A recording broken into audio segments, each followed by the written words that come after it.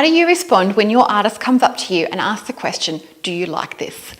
It's a common question that I get in my classroom all the time, and it is really important that we as adults learn how to answer that question wisely so that we can enable our children to be the best creators that they can be.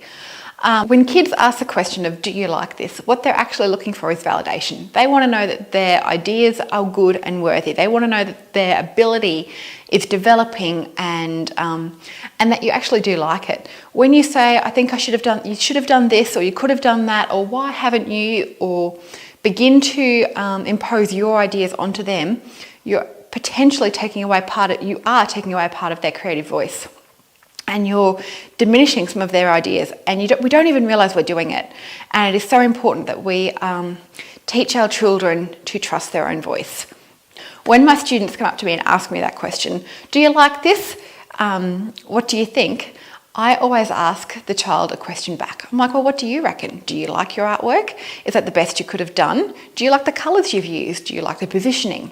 So it's important that we ask those questions back, because the kids automatically will give us their answer. They'll go, yep, I love it. That was awesome. Or they are so honest that they say, look, it should have been that, and it should have been that, and it should have been this. And that's great, because they show that they're critically thinking about their artwork, that they have ideas and they're not coming up to their expectation. And that's that is the way that we get our kids to talk and develop and grow.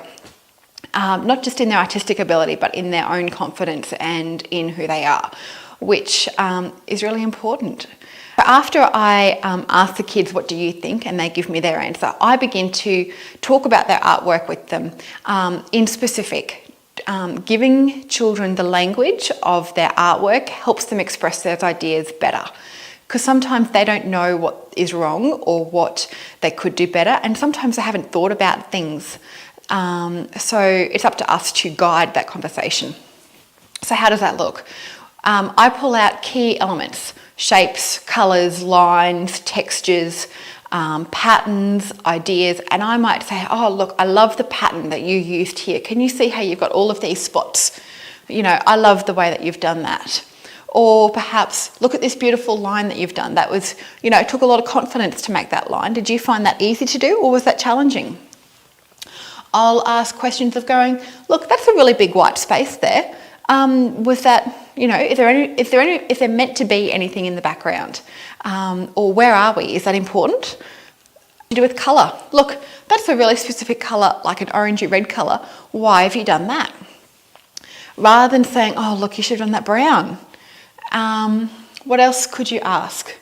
Other things I might ask, look, when I'm with a student, we're making it together. I know their ideas and they're working with me. And you'll be the same with you as parents at home. So, look, there's a pizza in his hand. And I know that. But the student at the time, it wasn't yellow. So I said, look, where's your pizza? Is it still there? He goes, oh, it's in my hand. I go, well, I can't really tell. And he goes, oh, I need to change it.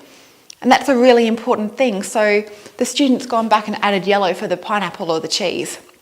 And so asking these questions along the way is a great way to develop that dialogue between, the child artist, you as an adult who's got the language and the skills to point these things out, and their artwork.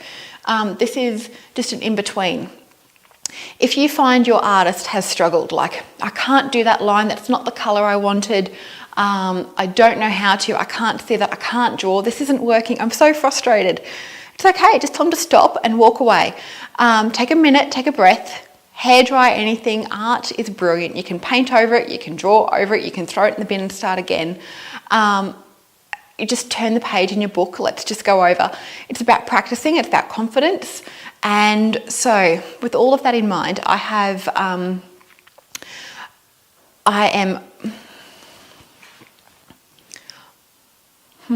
okay. So on my website, there are lots of free downloads you can use.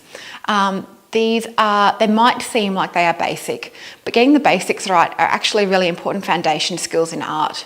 So you might have an incredible drawer at your house, but their ability to mix colour is not so great. Or perhaps they're neither. Perhaps they're a builder. They like to do things three-dimensionally. Well, let me give you the tools of what to look for to get structures right, or to, think about gravity. and what that has on their work.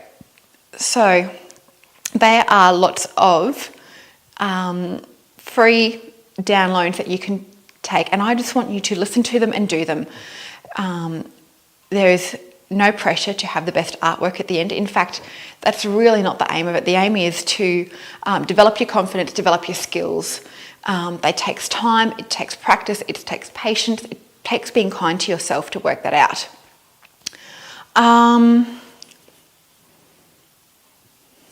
Okay.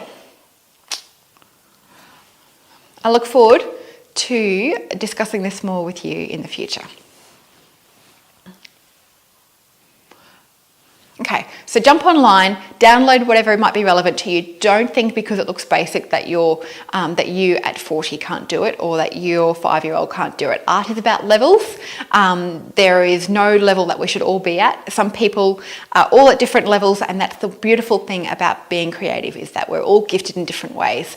But let me show you some tools, some techniques to grow not only what you're good at, but what you're not so good at. And then perhaps down the track you'd like to join in a course and we can go through and we can develop things on a deeper level. Okay, I look forward to seeing you in my virtual studio soon, or if you're lucky enough, in my local studio. Okay, bye.